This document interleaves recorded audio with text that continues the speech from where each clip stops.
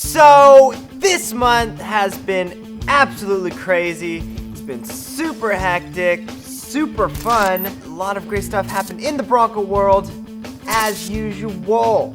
So let's dive right in.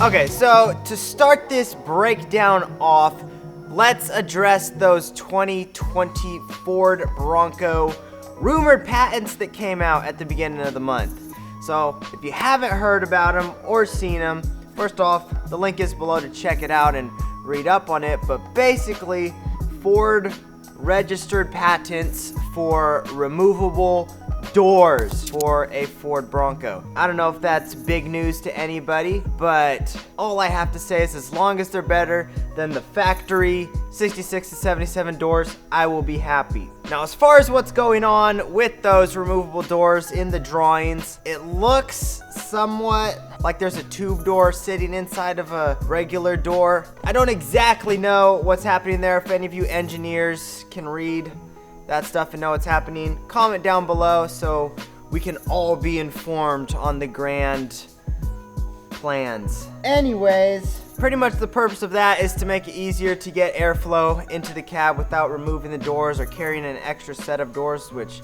I don't know anybody who does that, but hey, if it solves a problem that exists, then they're doing their job. So again, check out the link to read up on that. Next on the list, the Fastlane Car Channel made a more in-depth explanation video on that test mule Bronco that came out last month. So if you want a more clear, concise explanation than what I gave, go ahead and check that video out. A lot of good information. Yep. And now, the last bit of 2020 Bronco news got squeezed in late in the month, but check it. We got word that Ford has filed trademark applications for the words or terms Scout and Bronco Scout. Now, why would they do that? Couple speculations. Some people are saying that it could possibly be the official name of this rumored baby Bronco. Other people are saying that it could be a trim level that Ford is offering, you know, like the Bronco Sport. Maybe there's a Bronco Scout. I don't know. That seems to make the most sense to me. Those are kind of the speculations, but let us know what you guys think. What is Ford up to with these trademarks? Anyways, the official Motor Trend article is linked below. Now guys, I will say this. If you want to join the 2020 Bronco discussion and stay up to date on all and everything that has to do with this upcoming Bronco, head down to the description, find the Classic Broncos forum link, click it, that'll take you to the 2020 Bronco thread where every speculation, every rumor gets posted. You can put your own speculations and rumors. That's if you want to keep up to date, if you want to be a part of the discussion. Super fun. If you don't do that, you'll just have to wait for either me or your friends to tell you what's up with the 2020 Bronco. But anyways, that's an option for you. We're gonna move on. Let's put the 2020 Bronco news behind us and let's talk California politics. We all know, most of us, that California politics are pretty doo-doo. If you don't know that, you may be from California. But cool thing happened in the California world. So as crazy as California politics are, one thing that has come to the table is yet another bill that would exempt from smog check all motor vehicles manufactured prior to 1983. That gives us 7 more years of Broncos to play around with. Now, I know bills like this have come to the table before and never grabbed any traction, but let's just have a little hope for this one.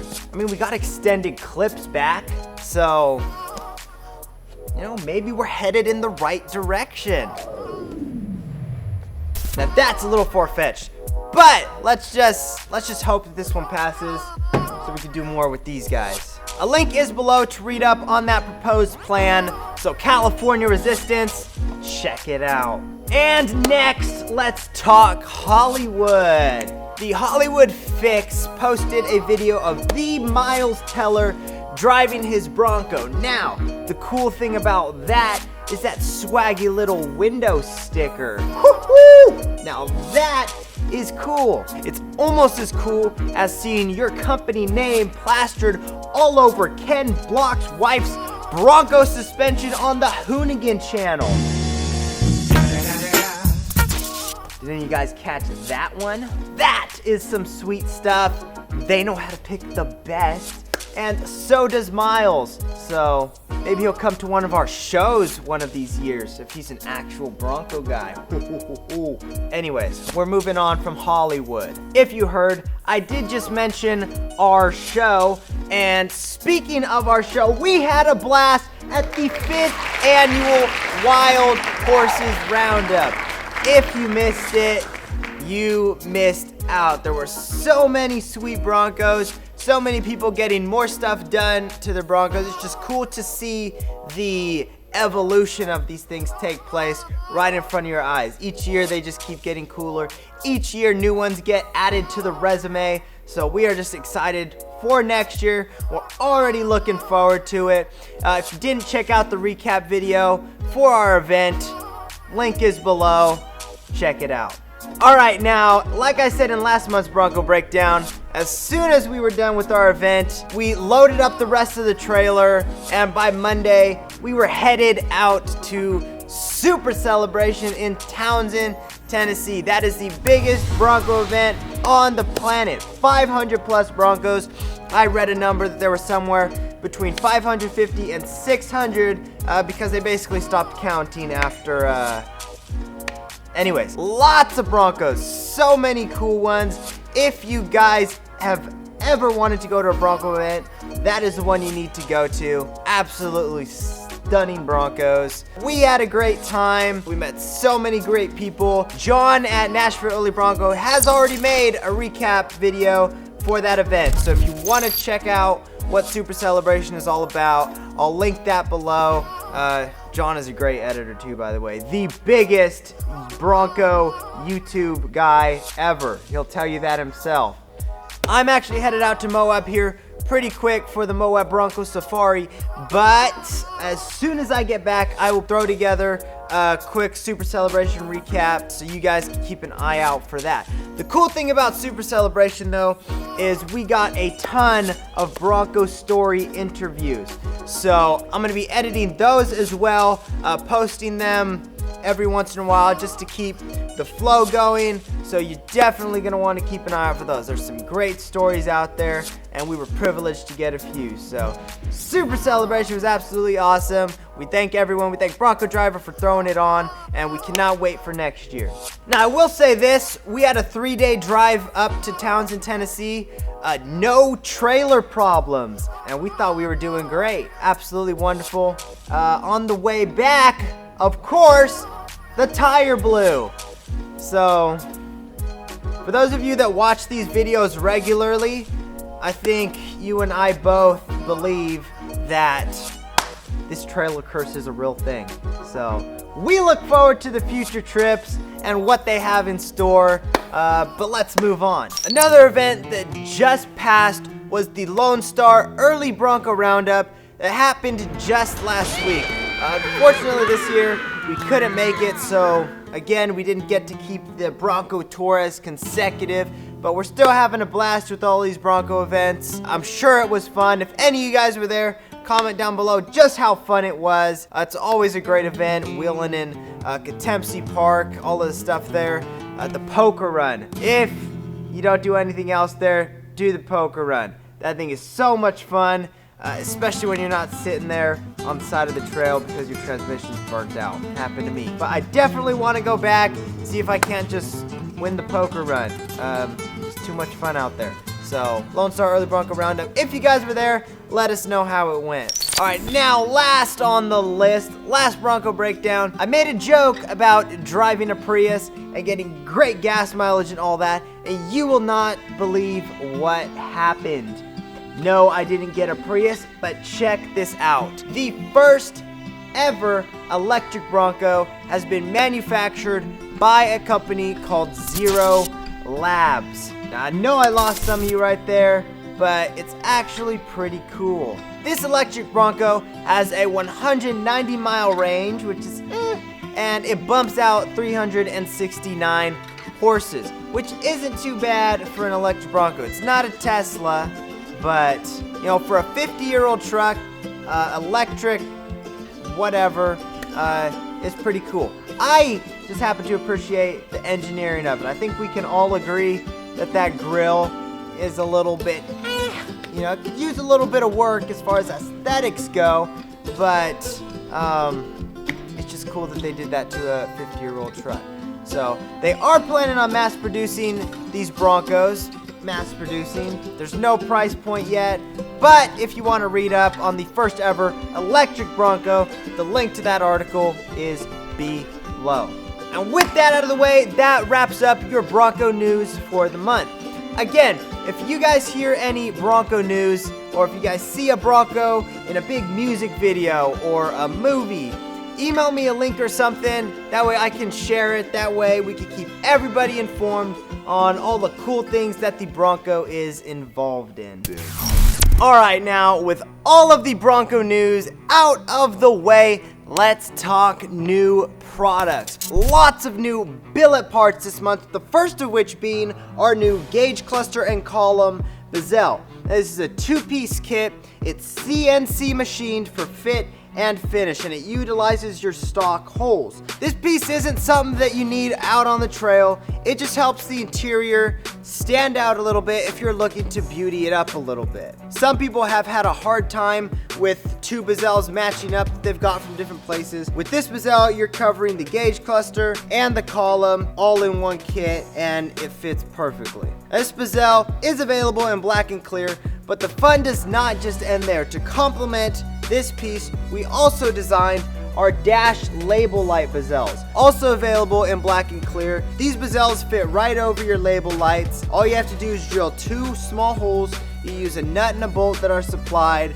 and you are set to go. Again, it's just a nice little blingy beauty piece to set your Bronco's interior apart from others. The link for the gauge cluster bezel and the dash label light bezels is in the link below. You can check both of them out in the black and the clear, see which one fits your Bronco best. Okay, now the last new product is pretty freaking awesome. If you have ever used a urethane hood pin kit, you know the pains of staring at your kit with the urethane warped and bent after a couple months, wondering what went wrong with the install.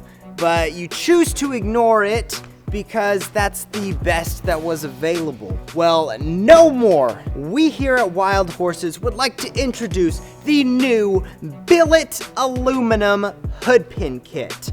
Ba-boom!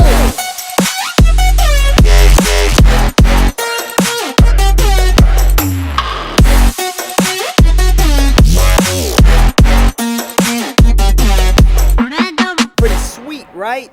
These kits were designed to replace the old school urethane kits, so if you already have one of those installed, like I did, you just remove the old one, you put this in its place, drill a couple more holes, and you are ready to go. Now, if you don't have or didn't have the old urethane kit installed, the install is still super easy. The best thing about this kit is you can have the style and quality of a billet anodized hood pin, all with the ease of operation and quietness of a urethane kit, because we include this urethane insert. Now, the urethane inserts do come in black and red. Both are included in the kit, so you can choose whichever one works best for your rig. And yes, all of the hardware necessary is included. Now, this is a sweet setup, so check it out. Pretty freaking awesome. And those are your new products for April. Man, this year is just flying by. It's crazy. But let's keep this train rolling. Looking into the future, we are headed, like I've said many times in this video, to the Moab Bronco Safari here pretty quick. It's too late to get your orders in now. That's why you should follow us on all of our social medias. Sign up for our emails. That way you can know when we're headed out to event. That way you can save money on shipping. We are usually able to haul out anything that you guys ask for, so give that a shot if you want to save on some shipping. Just give us a call, ask for free delivery, and we should be able to haul it down. Also coming up is the May It Forward event happening May 17th in Gardner, Massachusetts. Now this is a charity event for the Travis Mills Foundation. So if you're up that way, you're definitely gonna wanna check it out. I hear it's a great time. We're not gonna be able to make it out this year, but let us know how great it is. There is a thread on classicbroncos.com, and the link is below if you want more information on that event. Now, that is all of the Bronco announcements that I can think of. Not too many this month, but I'm sure some will pop into my head after I'm done editing this, but that's okay. We're gonna move on to the last segment of the Bronco breakdown, and that is the Bronco of the month. While at Super Celebration, I had the privilege of talking to Mark Kalina about his stretched 1971 Ford Bronco. A beautiful Bronco. We actually got the privilege of interviewing him and getting his Bronco story, so you're definitely gonna wanna keep an eye out for that. Now, we picked this Bronco for the Bronco of the Month just because of the patience and craftsmanship that it took to build this. And while yes, it did take patience, Mark actually finished this build frame up in less than 10 months. And you're gonna hear all about it in his Bronco story. Like I said, keep an eye out for it. Super awesome story, super great guy. Congratulations, Mark. Your Bronco is the Bronco of the Month. And with that taken care of, that brings us to the end of the April edition of the Bronco Breakdown. I hope you guys enjoyed it, all of the news, all of the new parts. If this gets your blood pumping, or if you just get bored easily, make sure you subscribe so you don't miss out on anything that happens in the Bronco world. Now, as always, with all of that being said, we will see you guys out there on the trail. Peace!